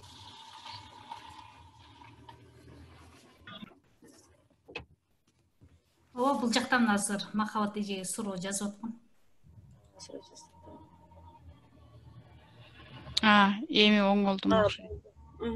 Эми кирдиңиз. Эми көрүнүп атат, слайд. Ооба, көрүнүп атат, эми жакшы көрүнүп атат. Чоңойтуруп коесузбу? Же кандай? Полный экранга. Же жөн эле жылдырып эле сүйлөй бересизби? Чоңойду эми. Чоңойду. Эми өзүбүзгө келдик. Ошо жакшы сүрөт экен да, ошо бул жерде дагы ошо англисче жазылып турат. Башка бирөөнүн оюнан, акылынан чыккан нерсени адам уурдап алып, өзүнүкү деп, өзүнүкү катары көрсөтөт да. Анан ошону колдонот. Жанагы плагиат плагиатты кантип алдын алса болот? Негизи адамдар өзгөчө биздин илимий чөйрөдө адабият жана башка булактар менен иштенүү үйрөнүшү керек. Германияда негизи 1-2 семестрде эле атайын туториум деген бар, даярдоо курстары. Өзгөчө гуманитардык факультеттерде ошол туториумга биз катышышыбыз керек. Ошол жерден биз адабият менен биринчи адабиятты колдонгонду аябай жакшы үйрөтөт да, башынан баштап. Анан интернетти жанагындай критикалык көз караш менен тандоо, башка адамдардын комментарияларын туура пайдалануу, башка адамдардын идеяларын мындай кылдаттык мамиле менен пайдалануу, ошонун баардыгын үйрөтүшөт. Андан кийин ошондой эле цитатанын берүүнүн эрежелерин дагы аябай жакшы өздөштүрүш керек. Эгерде башка автордун берген оюн сөзмө сөз алып атсак, анда анын өзүнүн эрежелери бар да. Кайсы жерден алынган, китептин жылы, жанагы ошол беттин ошо бетти дагы көрсөтүш керек. Андан кийин дагы ал кийин иштин аягындагы библиографияда да камтылышы керек. Мен өзүмдүн тажрыйбамда тил илими жана саясат, ошондой эле эл аралык мамиле факультетин окугам, мурунку система боюнча магистр деп коет. Ошол жерде бизде аябай көп эссе жаздырчу. Ошондо ар бир эсседе стилге карап, ар бир эссени тапшыргандан кийин профессор менен отуруп алып, ошону аябай талдачубуз баштан аяк. Ошо Германияда акыркы ошо 2010 жылдан бери көрүнүктүү саясатчылардын жана илимий изилдөөчүлөрдүн өткөргөн мурунку диссертациялары текшерилип, плагиат маселеси көтөрүлдү. Аябай бир көрүнүктүү бизде саясатчы бар эле, коргоо министри болгон, Кристиан партиясынын лидери, ал Гутенберг деген адам. Аны бизде канцлер катары, канцлердин мураскери катары көрө башташкан. Ал адамдын диссертациясында аябай чоң плагиат маселеси бар экендиги аныкталып, ал өзүнүн жумушунан четтетилди. Бүт баардык кызматынан алынды. Ошондой эле Европа уюмунун саясатчысы, бул дагы ошо Германиядагы FDP деген партиянын мүчөсү эле, Сильвана Кохмерин. Бул дагы ошо диссертациясында плагиат бар экендиги аныкталып, бул дагы ошо баардык саясий кызматтарынан кеткен. Андан кийин 2012 жылы Венгриянын президенти Пал Шмидт, бул дагы ошо диссертациясында ууручулук кылыптыр. Бул дагы ошо өзүнүн жумушунан четтелген. Жакшы эле угулуп атабы? Бир ооба, жакшы эле угулуп атат. Силер таптакыр тынч болуп калганда мен кайра чыгып кеттимби деп. Анан өзүмдүн чөйрөмдө бир жакында, ошо жарым жыл мурун дагы бир тилекке каршы ошо биздин бир мекендешибиз өзүнүн мастерлик ишин тапшырыптыр. Анан абдан көп барактарда плагиат экендиги байкалып, ал атайын үчүн ал деканга билинди. Аны мастерлик ишти кабыл алган ошо менин аябай жакшы коллегам, мындайча айтканда, ал аны деканга билдирип, бул боюнча атайын комиссия түзүлдү.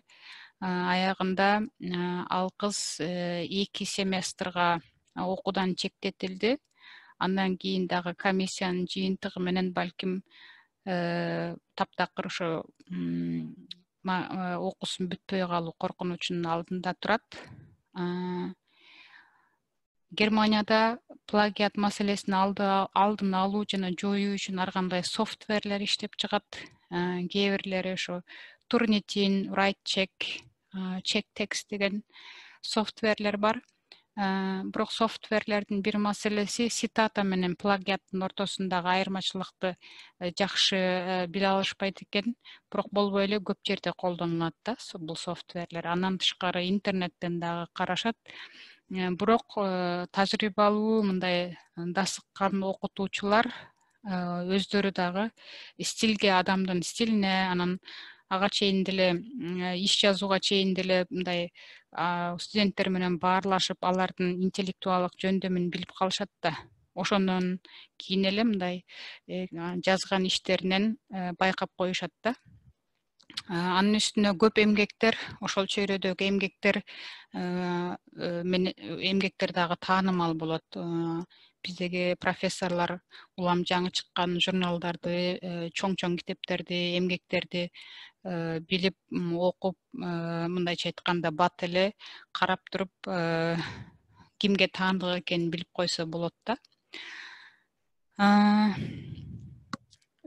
Китеп жазуу же болбосо макала чыгарууда Германияда жана айтып кеткендей ар кандай компьютердик программалар иштейт. Андан тышкары ар бир басмакананын өзүнүн редакторлору болот. Китеп бир эле киши аркылуу окулбайт же болбосо макала. Ал бир жок эле дегенде бир 3 киши эгерде көлөмүнө жараша болот. Макала чакан эле бир макала 20-30 беттик макалага бир 2-3 кишинин сыны керек. Алар окуп чыгып, улам айтып, улам кайра авторго берип, бул окшошпойт, бул жерде бир аз бул цитатага окшошуп атат деп, ошентип мындай бул өзүнчө процесс да.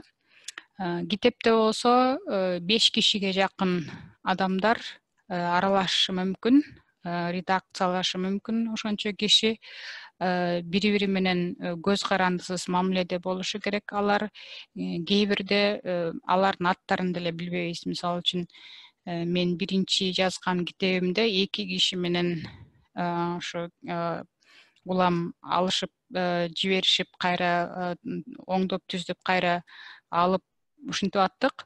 Алардын мындай болгону инициалдарын гана А чекит Б сыяктуу кылып эле ошо инициалдар менен гана иштеп аттык да. Кийин өзүбүз түз байланышканга мүмкүнчүлүк дагы жок, болбойт дагы. Анан ушундай формада иштейт биякта. Мен айтайын дегендерим ушу менен бүттү го дейм. Бул бүттү, сиздин. Анда биз азыр бул бөлүмдү жыйынтыктасак, негизи биз бүгүнкү бөлүмдө илимий изилдөөлөрдү жаңы деңгээлге көтөрүү деген теманы көтөрүп чыктык. Ал жерде макалаларды эл аралык журналдарга жарыялоо, журналдарды тандоо, плагиат жана ошонун ичинде илимий изилдөө иштерине даярдоо жогорку окуу жайларда студенттерден башталыш керек деген ойду айттык. Биз ушул менен бул вебинарыбызды жыйынтыктап туруп, суроолорго өтсөк, талкууларга. Андан кийин биздин суроо жооптор бүткөндөн кийин жалпы 3 отурумдун резолюциясын сунуш кылабыз. Эмесе сурооңуздар болсо берсеңиздер болот. Чатка дагы бир аз суроолор бар экен. Ошолорду мен азырынча берип турайын. Дисциплинага салым дегенди түшүндүрүп кетишти жогоруда, аны бербей эле коеюн. Кийинки суроо: Махабат, сиз өзүңүздүн магистратура ишиңизди китеп кылып чыгардыңыз эле, ошол жөнүндө айтып бересизби? Германияда магистратураны китеп чыгаруу талабы жөнүндө дейт.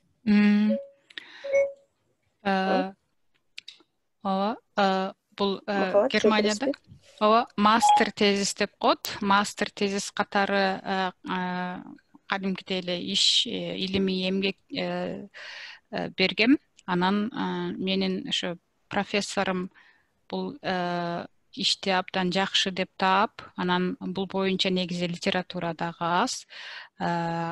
Мастерлик ишим Европа уюмунун Орто Азияга карата стратегиясы чыккан 2007 жылы ошол стратегияга арналган болчу. Анан бул бир аз мастерлик тезис негизи Германияда 70-100 беттин тегерегинде болот. Бул бир аз ашып көлөмү боюнча дагы бир аз чоңураак, анан мындай көпкө дагы отуруп жазган болчумун. Бүткөндөн кийин аябай жакшы мастер тезис деген ошо сыйлык алып, андан кийин басмаканага жиберүү сунушу келген болчу профессоруман. Анан кийин өзүм басмакана менен байланышып, алардын фонду болот. Эгерде бир тема боюнча адабият аз болсо жана илимий иштер аз болсо, алар кабыл алып, анан ошол фонд каржылап берет. Ошондой болгон. Анан 2009-жылы бул китеп жарык көргөн.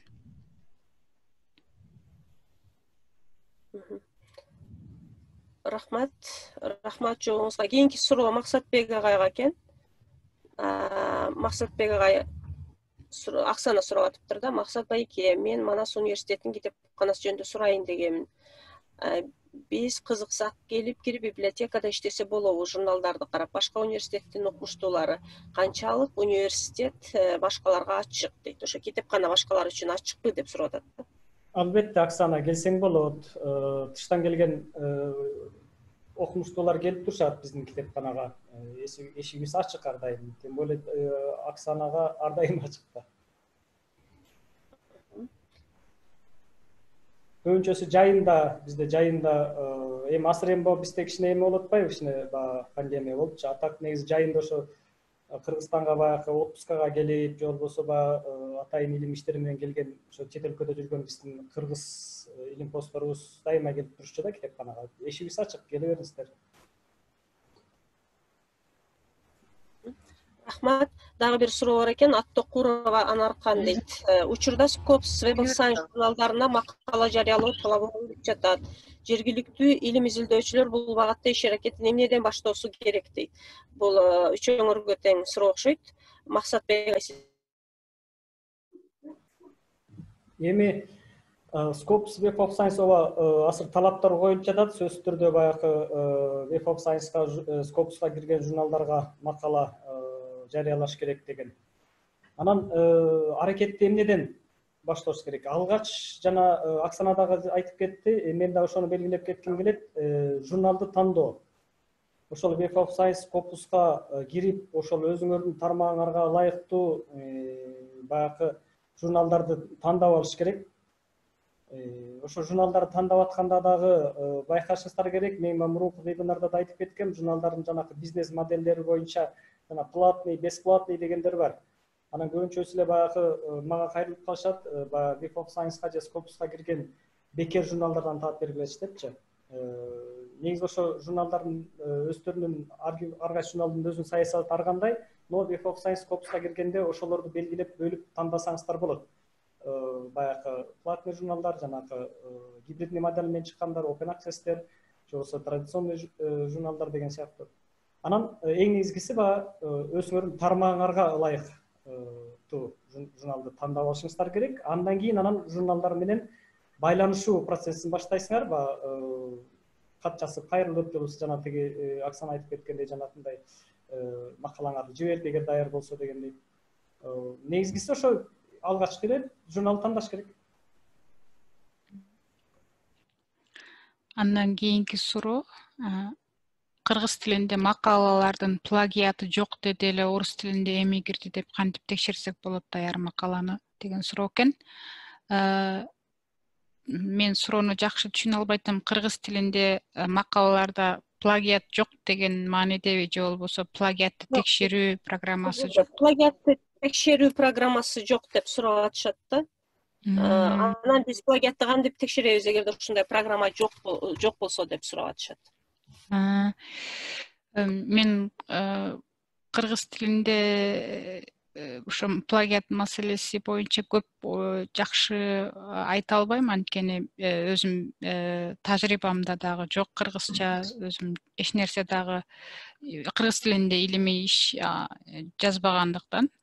Бирок кантип билсе болот, плагиатты эгерде адамдын жазуу стилинен көп нерсени аныктаса болот да, анан ошо баш аягы барбы илимий эмгектин, анан жазып келатканда эле кээ бир убакта мындай өзгөрүү пайда болушу мүмкүн да, жанагы аргументтерди берүүдө же болбосо корутунду чыгарууда мындай да асыккан тажрыйбалар илимий ишти окуп атып эле мындай билсе болот. Анан ошо плагиат маселеси ошо жакын арадан бери эле көтөрүлүп аткан окшойт.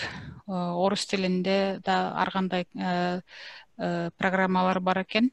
Кыргыз тилинде муну иштеп чыгуу керек.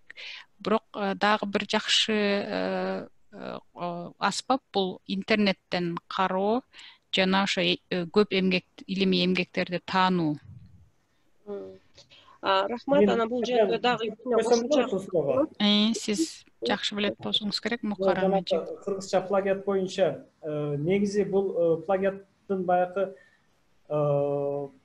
программанын өзүнөн да зависит этет да. Мисалы үчүн азыркы убакта Кыргызстанда 3 эле программа колдонуп жатат именно плагиат боюнча. Мисалы үчүн Strike Plagiarism деген бар, польский программа. Бул Кыргызстанда азыр 9 университетте колдонулуп атат. Антиплагиат.ру российский программа. Бул дагы канча университетке билбейм, мен билгениме караганда, по-моему, Славянскийде, анан Политехте бар болчу, эмеде, техник университетте, анан ВАКта колдонуп аткан да. Үчүнчүсү болсо Турнитин, по-моему, Американский университет бир жылдары колдонуп жүргөн, азыр билбейм. Но биз да мен да ушул плагиат системасында университетте бир комиссияда иштеп калдым. Анын үстүндө биздин университетте плагиат иштерин дагы ошо именно библиотекада өткөзөбүз. Анан кыргызча плагиат жок деген бул сөз туура эмес да. Кыргызча плагиат, то есть ошол колдонуп аткан программанын базасын кыргызча маалыматтарга топтош керек, көбөйтүш керек да. Канчалык көп университет колдонуп кыргызча жанагы жазылып аткан дипломныйларын, диссертацияларын ошо кыргызча базасын ошол программага жүктөсө, анан ошончолук плагиатты издөө проценттери дагы жакшыра баштайт да. Андан тышкары албетте бүт эле системалар интернеттен дагы издейт. Какой-то процент өзүнүн базасынан, какой-то процент интернеттен, андан тышкары жанагы open access системалардан. Анан ошо бизде мисалы үчүн интернетте деле азыр кыргызча маалыматтар көбөйүп атпайбы? Алардан да издейт албетте. Анан биз мисалы үчүн анализ жасап көргөнбүз. Ушул бир 3-4 программадан бир эле диссертацияны өткөзүп көрүп, именно кыргызчаны кайсынын проценти көбүрөөк депчи. Эми, конечно, эменики, по-моему, Турнитиндики көбүрөөк чыккан. Себеби аны деген дүйнө жүзүндө аябай көп университеттер колдонгон үчүн алардын өзүнүн внутренний базасы аябай көп да. Баягы и түркчөсүн да текшерип көргөнбүз, түркчө да аныкы жакшы чыккан. Вот азыркы бизге колдонуп аткан программабызда асыраак университет колдонгон үчүн кичине эмеси асыраак чыгып калып атат проценттери.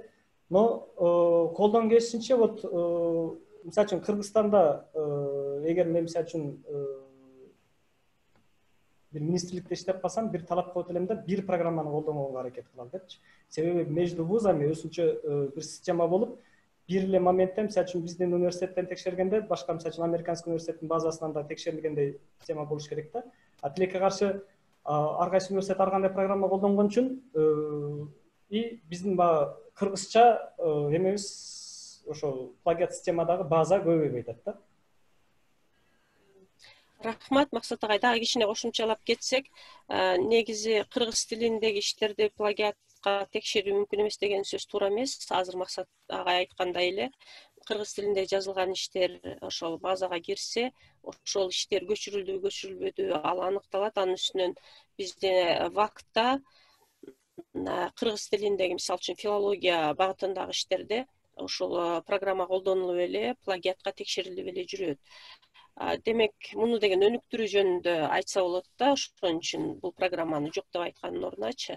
Анан сырткары биз деген айтканбыз, ушул биздин онлайн университет порталында атайын ВАКтан киши чакырылып, ушу плагиат боюнча дагы атайын вебинар беребиз. Алар көбүрөөк маалымат берет, анткени алар ошо диссертациялар менен иштеп атышпайбы. Андан сырткары дагы суроо келиптир. Студенттер дипломдук ишин интернеттен орусчасын эле кыргызчага отуруп жазып коюшат да. Аларды кантип плагиат экенин текшересиздер дейт. Бул Махабатка суроо окшойт. Тилекке каршы буга дагы жооп бериш мага кыйын. Ооба. Анткени Махабаттын Германияда иштеп, немисче, англисче жазып аткан үчүн иштерин, бул жакта кыргыз тилдүү аудиториянын суроолору бир топ ыңгайсыз болуп атат окшойт. Негизи мен жооп берсем болот бул ишка, бул суроого. Негизи дипломдук ишти жаздырып аткан жетекчи жана университет, жана ошол университеттин программасы, факультети дегендей бул ишке жоопкерчиликтүү. Студент эгерде орус тилинен көчүрсө, мугалим ошол темада жетектеп атса, ал билет кайсыл иштен эмнени көчүргөнүч. Ошондо бул жалаң эле программага таянуу эмес, биздин мугалимдердин өзүбүздүн киши ресурстарына дагы байланыштуу болот. Алардын билимине, мисалы үчүн интернетке киргизилсе бул иш, жана окутуучу ал жөнүндө билсе, муну аныктоо кыйын деле эмес го. Кошумчалап койсом, биздин ошо илимий чөйрөдө бул жоопкерчиликти жогорулатыш керек да. Анан бизде билбейм, бизде дипломду деле сатып алган адамдар кайра иштеп жүрө берет, мындай кызматынан чектетилеби, жанагы чоң саясатчыларда деле айтылат, диссертациясын бияктан тияктан көчүрүптүр деп. Ошол боюнча кам көрүлүш керек. Буга жооп жаза чоң жаза берилиши керек. Жоопко тартылуу беренелери дагы иштеп чыгышы керек деп ойлойм. Бул жердеги негизи кийин соттун астында плагиат эмес экенин адам далилдей алган күндө деле ошонун мындай залалы адамга тиет да. Ошо менен жашаш адам үчүн кыйын болуп калат, өзгөчө ошо коомчулукта көрүнүктүү адам үчүнчү. Анан бизде мындай бул нерсеге шала кылык мамиле кылган мындай адатка айланбашы керек. Бир оор жоопкерчиликсиз нерсе катары каралыш керек да. Ошону эрте студенттер менен эрте иш алып барып, ошолорду мындай барьера пайда болуш керек, жана мен айтып кеткендей. Анан мындай жоопкерчилик мамилени пайда кылыш керек да буга. Анда кошуп кетчү нерсе, мисалы студенттерге эртерээк үйрөтүш керекпи деп ойлойм да. Коркпой жазгыла өзүңөрдүн оюңарды. Кыргызчабы же орусчабы. Анан мисалы көп учурда студенттердин ишин окуп атканда аябай мындай жакшы кыргызча же аябай жакшы орусча жазышат. Бирок билесиң да, бул өздөрү жазган эмес, өздөрүнүн ою эмес экен. Анан сурасаң айтат, бизде мисалы аябай жакшы кыргызча аябай жакшы деңгээлде жазыш керек, же орусча аябай жакшы деңгээлде деп. Анан үйрөтүш керек го. Өзүң сөзүң канча ката болсо да эң жакшы башкалардын ишин уурдап алганга караганда деп. Бир мындай стилди өзгөртүш керек го деп ойлоп калам да, жазуу стилин оңоюраак, жалпак тил менен жазганда. Ошондо студенттер коркпой жазышат. Ооба, негизи ушул Оксана менен Махабаттын айткандары абдан мындай актуалдуу да бизде Кыргызстанда азыр. Анткени изилдөө ишин деген студент кезден эле башташ керек. Студенттерди өз алдынча ой жүгүртүүгө жана оюн билдирүүгө үйрөтүү керек болуп атпайбы? Анан ошол боюнча атайын курстарды иштеп чыгуу, мисалы үчүн академиялык жазуу деген дегеле жок, эч жерде кирген эмес. Ошол академиялык жазууда өзүңдүн оюңду кантип билдирүү керек, башка изилдөөчүлөрдүн ою менен кантип талкууну жасоо керек, өзүңдүн аргументиңди кантип түзүү керек деген нерселерди үйрөтсө, анан студенттер ошого көнөт. Негизи студенттер эмес, аспиранттар деле ушул жагынан бир топ жардамдарга муктаж да. Плагиат көбүнчө бизде атайын эмес, ошо билбегендиктен жасалган учурлар көп болуп атат. Ошон үчүн билим берүү министрлиги ушул жака көңүл буруп, окуу программаларына академиялык жазууну киргизиш керек, изилдөө усулдарын киргизиш керек, дипломдук ишке даярдоо ишин киргизиш керек. Ошон үчүн биз айтып атабыз да, ыраттуу болуш керек бул депчи. Бизде азыр талапты коюп койду, эл аралык журналдарга макалаңарды жазгыла деп атат. Бирок ошол окутуучуларга, ошо талап кылган окутуучуларга бир атайын тренингдер деле өткөрүлгөн жок да. Мисалы үчүн азыркы Оксана берген маалымат, Аксатагай берген маалыматты алар билбейт да. Алар ошону билсе, анан ошого ылайыктап өздөрү дагы даярданат. Анан ошо илимий илимий иштерди эл аралык журналдарга жазуу боюнча тренингдер өткөрсө биздин мугалимдер абдан кызыгып эле катышмак да. А бизде талапты коюп атат, бирок шарт түзүлбөй атат. Кээ ушундай болуп атат. Ал эми студенттердин окууларын алып карасак, ал жерде деген бизде окутуп эле атабыз, бирок аларга ошо изилдөө ишин жүргүзүүнүн өзүн үйрөтпөй атабыз. Изилдөө усулун колдоонун өзүн үйрөтпөй атабыз. Практикалык иштер жок болуп атат да. Плагиаттын негизги маселеси менимче ушундан чыгып атат. Атайын уурдап алайын деген деле киши жок менимче. Дагы сурооңуздар болсо берсеңиздер болот. Микрофондорду жандырып алып эле андан кийин резолюцияны талкуулоого өтсөк. Кимде суроо болсо микрофон менен эле жандырып алып кирип берсеңиздер.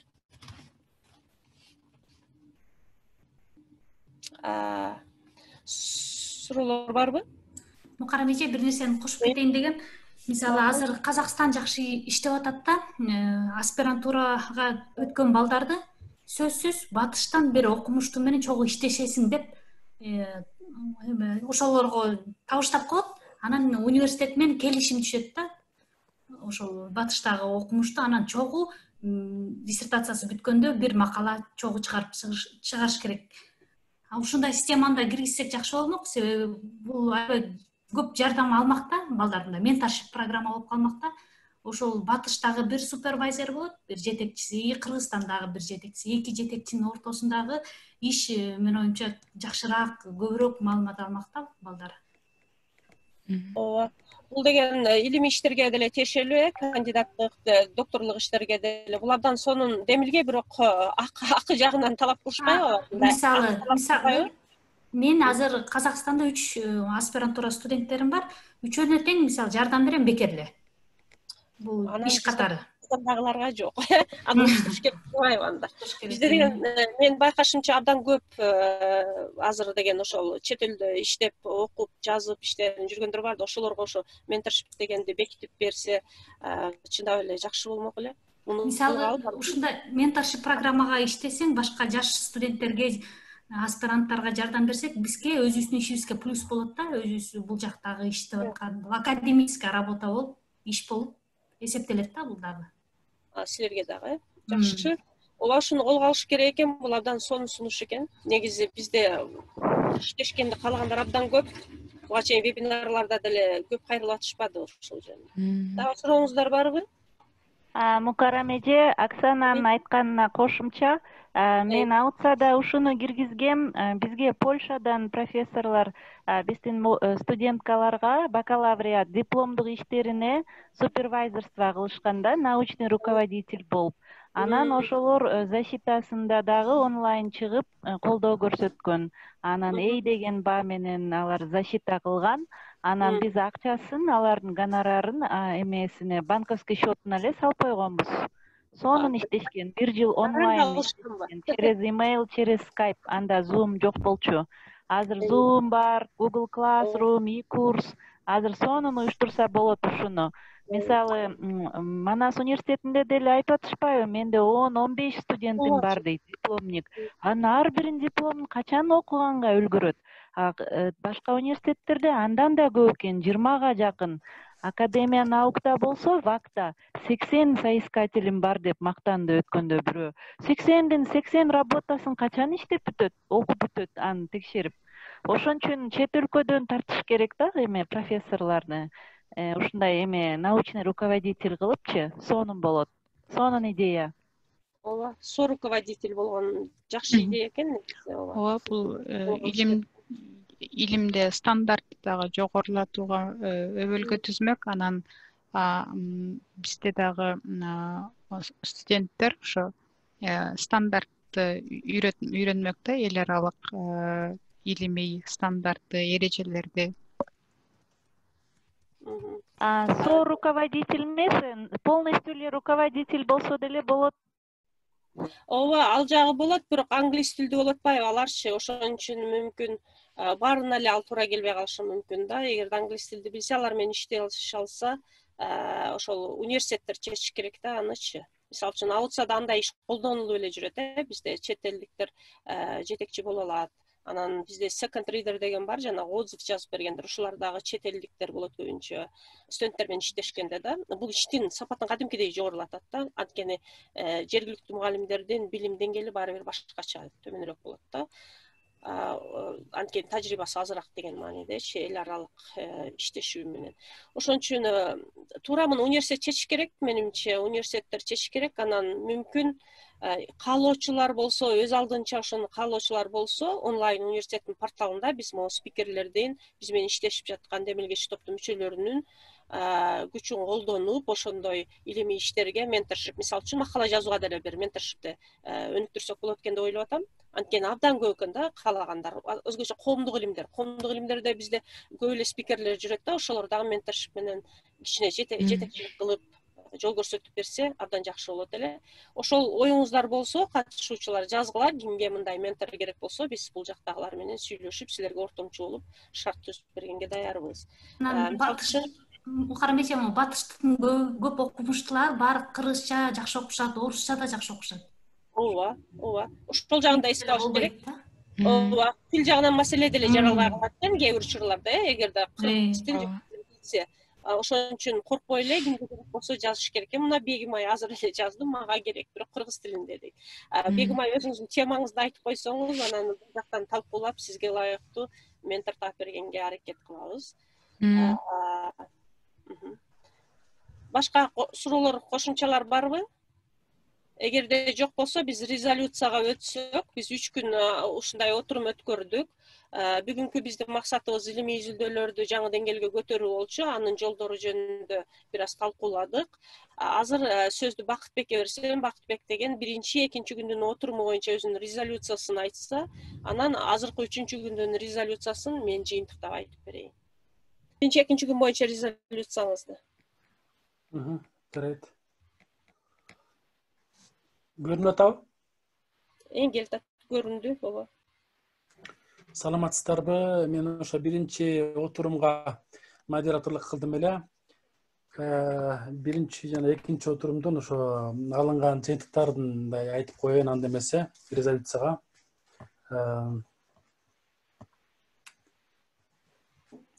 COVID-19 билим берүү жана илимге кайрадан саясат салуу деп аталган биринчи форумдун биринчи отуруму мектеп башкаруу жана окутуу ресурстар деп аталган. Бул жерде биринчи сунуш кылынган пункт бул мектеп мугалимдерине даяр келген видео сабактарды колдонууга үгүттөбөй, аларды мажбурлабай, өздөрүнүн материалдарын колдонуп, жеке видео сабактарын даярдоого шарт түзүп берүү. Тийиштүү теориялык жана методологиялык тренинг, вебинар сыяктуу каражаттар менен камсыздоо сунушу. Экинчи пункт, мектеп мугалимдери онлайн форматта болсо да өз ара тажрыйба алмашууну каалашат. Биз бул жыйынтыкты биздин жүргүзгөн анкетабызда көргөздү. Буга кандайдыр бир шарттарды түзүп берүү. Үчүнчүсү, мектеп мугалимдери окуучуларды китеп окууга, сабакка кызыгууга шыктандыруучу кайсы бир механизмдерди, жолдорду билгилери келишет, буга дагы шарт түзүп берүү. Төртүнчү, мектеп мугалимдери мектеп үй арасы интерактивдүү онлайн мамилени чечүүнү. Себеби бул боюнча өтө көп проблемаларды баштан өткөрүп атышыптыр. Ал үчүн тийиштүү тренингтердин өтүүнү каалашат, өткөрүп коюуда. Аталган форумдун экинчи отурумунун темасы жогорку окуу жайлар. Угулуп атат да, Мукаррам эже? Угулуп атат. Аталган форумдун экинчи отуруму жогорку окуу жайлар өнүгүү багыттары, аккредитация жана онлайн окутуу маселелери деп аталган. Аталган отурумдун алынган резолюцияга сунуштар Чынара Рыскулова аттуу спикердин берген сунуштары боюнча билим берүүнүн сапатын жогорулатуу үчүн көз каранды эмес, көз карандысыз аккредитация системасын жакшыртуу, педагог адистиктери үчүн профессионалдык аккредитация агентствосун түзүү, ар бир жогорку окуу жайларда аккредитация бөлүмүн түзүү, ал бөлүм окутуунун сапатын жакшыртуу боюнча үзгүлтүксүз иш жүргүзүшү керек, сапаттуу билим берүүнү маданиятка айландыруу зарыл. аккредитация процессиндеги кагаз ишин кыскартуу керек. Жогорку окуу жайлардын окутуучуларына аккредитация окутуунун жыйынтыктары жана компетенциялар боюнча тренингтерди өткөрүп туруу. Рита Исмаилова аттуу кийинки спикердин берген доклады боюнча сунуштар онлайн билим берүүнү өнүктүрүү үчүн студенттердин санариптик билимин жогорулатуу, онлайн экзаменде коопсуздук, даяр жоопту көчүрүп албоо маселелерин чечүү, билим алуу мотивациясын жогорулатуу, студенттерге баа эмес билим үчүн онлайн сабактарга катышканда онлайн сабактын сапаттуу болоорун көргөзүү, гибрид түрүндөгү билим берүү бул көйгөйлөрдү чечүү жана биринчи кадам болуп бере алат. Анткени онлайн билим берүү жана кадимки билим берүүнүн жакшы тараптарын комбинациялоого мүмкүнчүлүк берет. Кийинки спикерибиз Кадиян Бообекованын берген сунуштарына кайрыла турган болсок, өз алдынча иштөө, изденүү мүмкүнчүлүгүн түзүү, сынак же билимди өлчөп баалоо үчүн балдардын өз алдынча иштөөсүнө, өз чыгармачылыгын өстүрүүсүнө багыт берүү, мөөнөтүн так белгилөө, кайтарым байланыш курууну камсыз кылуу. Негизинен ушулар айталы дегендерибиз бир жана экинчи отурумдун резолюцияга берген сунуштары. Сиз экраныңызды токтотуп коесузбу бөлүшкөндө?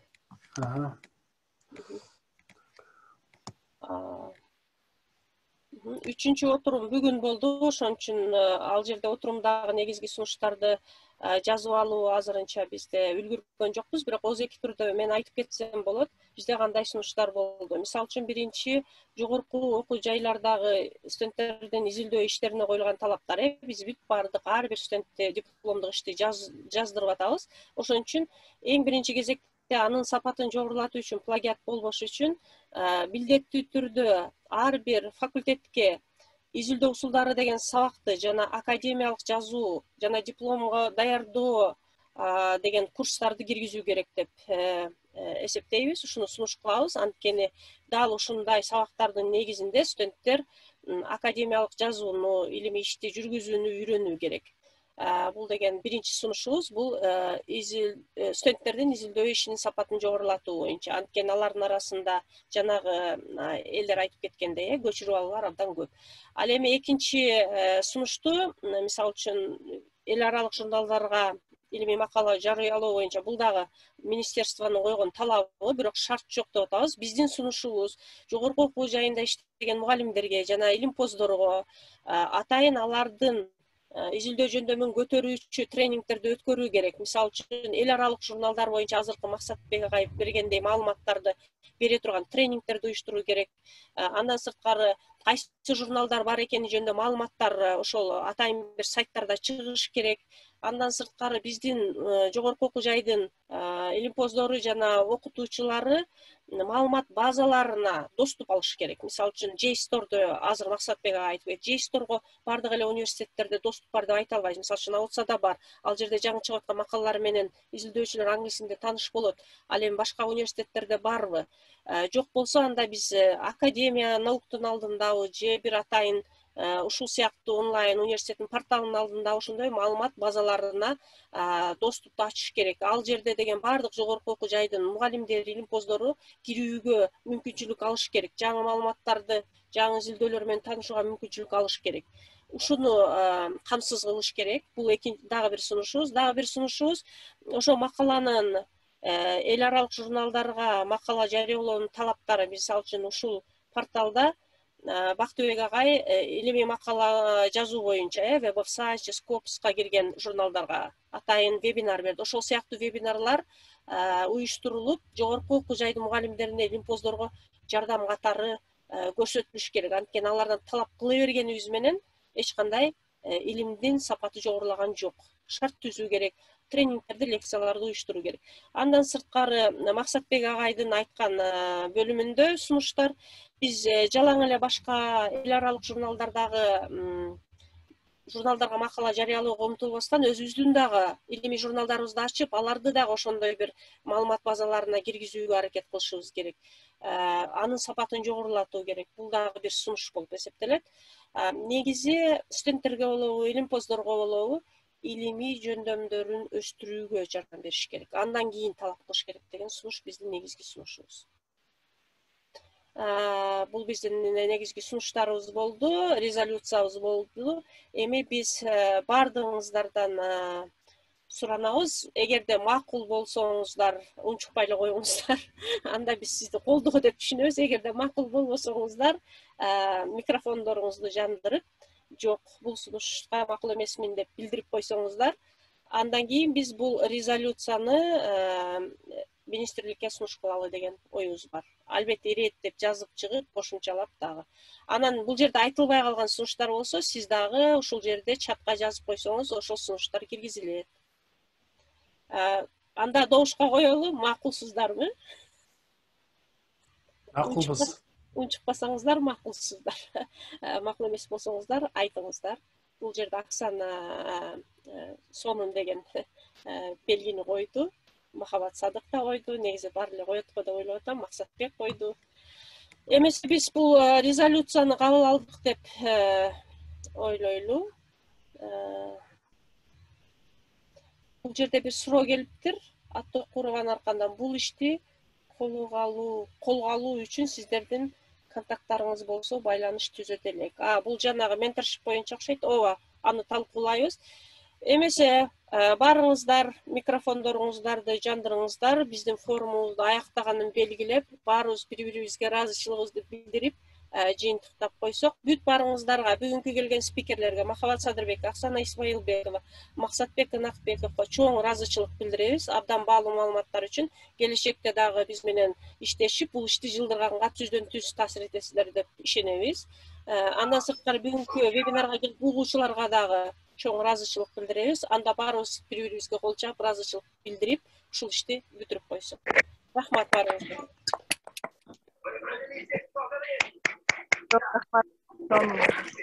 Рахматчы. Ушуну менен аяктайбыз. Элира, сизде сөз барбы?